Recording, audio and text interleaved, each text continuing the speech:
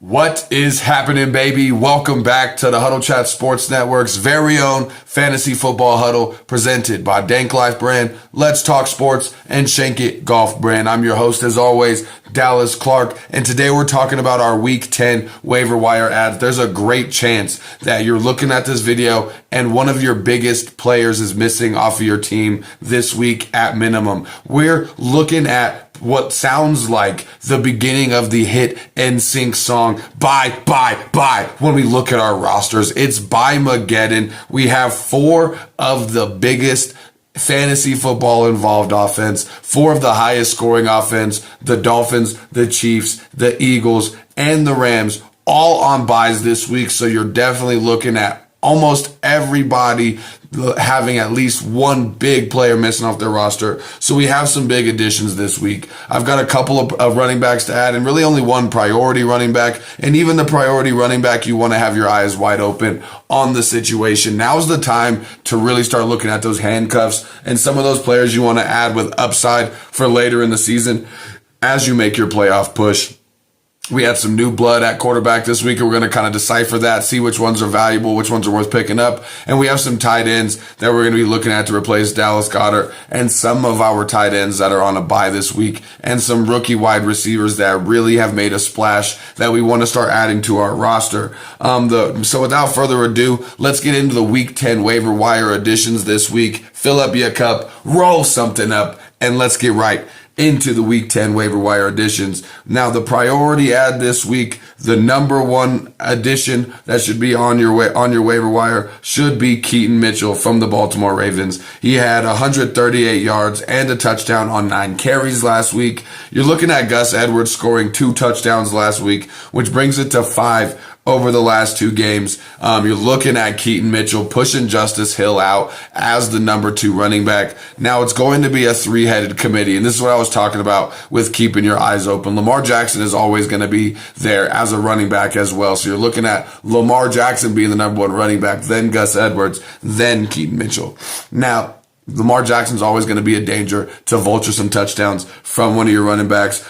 So you're not looking at potential crazy games from Keaton Mitchell, but no player on the waiver wire has a higher possible outcome at the running back position than Keaton Mitchell at the current moment. So add him to your roster.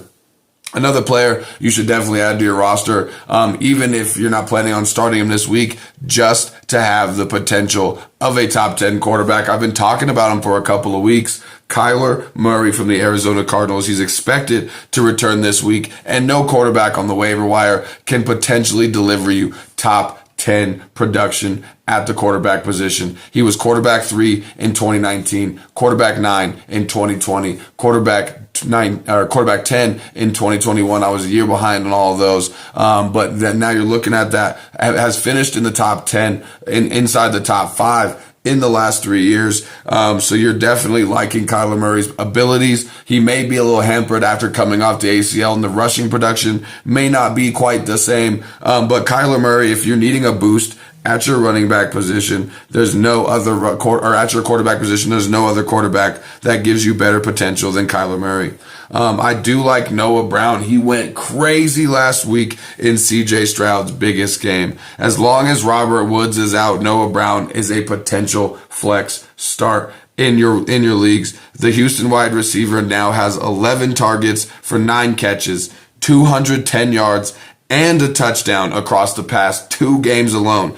He is the wide receiver 3 for the week, and we can expect CJ Stroud every week to have a history-making game. But you're looking about how well he's involved in the game. Plus, they're playing Cincinnati this week, which is a very favorable matchup. I like Noah Brown. Add him to your waiver wire. I do also like adding Taysom Hill right now at the tight end position. He's finished as a top 6 tight end in 4 straight weeks. Whether he's punching in touchdowns as a running back, throwing touchdowns as a quarterback, or being the tight end position that he is labeled as. The Swiss Army knife that is Taysom Hill is helping fantasy managers and the Saints get wins, and he's heavily involved in the offense. So add him to your roster from the waiver wire. Couple more that I got for you. I've been talking about him for weeks. Demario Douglas, now's the time. If you missed the stash time, now's the time you might be able to still sneak in a fantastic wide receiver. If he wasn't picked up last week, now's your chance. Kendrick Bourne's out for the season. He's the new number one wide receiver for the Patriots.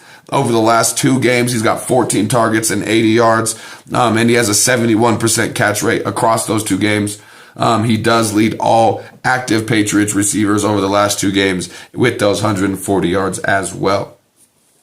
I do also like adding Joshua Dobbs if you need help at the quarterback position. You've seen what he did with the Arizona Cardinals this year after getting picked up a week before the season. You've seen what he just did last week with the Minnesota Vikings after being picked up 5 days before the game. He's in a better offense than he was in Arizona. So if you wanted and thought about starting Josh Dobbs when he was with Arizona, definitely with Minnesota, he is going to be a lot better position to put up a lot better points for you.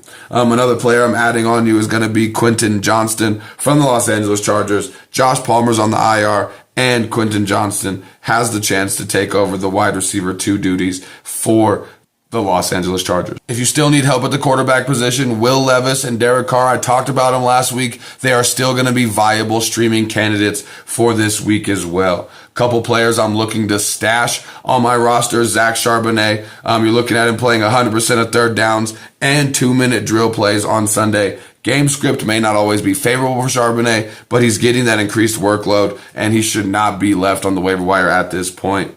Rashid Shaheed is a boom threat in any given week. He's one of those that in a pinch, you can comfortably start him in your flex lineup. And he's got a favorable matchup against the Vikings this week.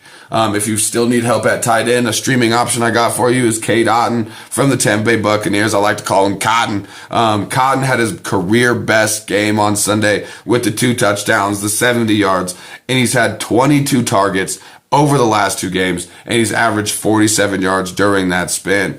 We're not chasing the points, we're chasing the volume and the opportunity that he has on this offense.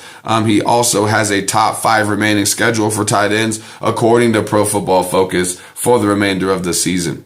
If you still need help at your running back position, another streaming candidate for you is Devin Singletary from the Houston Texans. He took over the early down work while Dameon Pierce was struggling with the injury. The Bucs defense was tough, so it didn't really translate to many points for him, but he's got a much better matchup this week against Cincinnati and could be more rewarding if Dameon Pierce misses more time.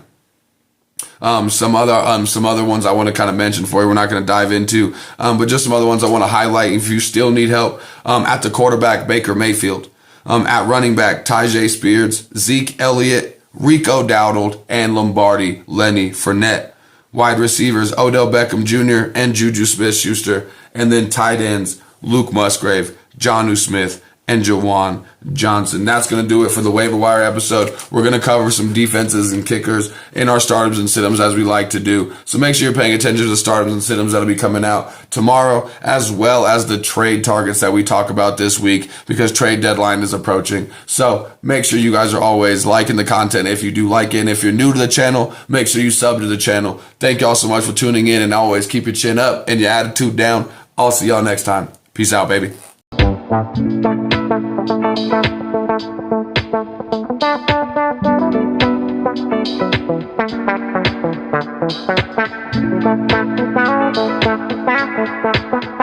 Bye.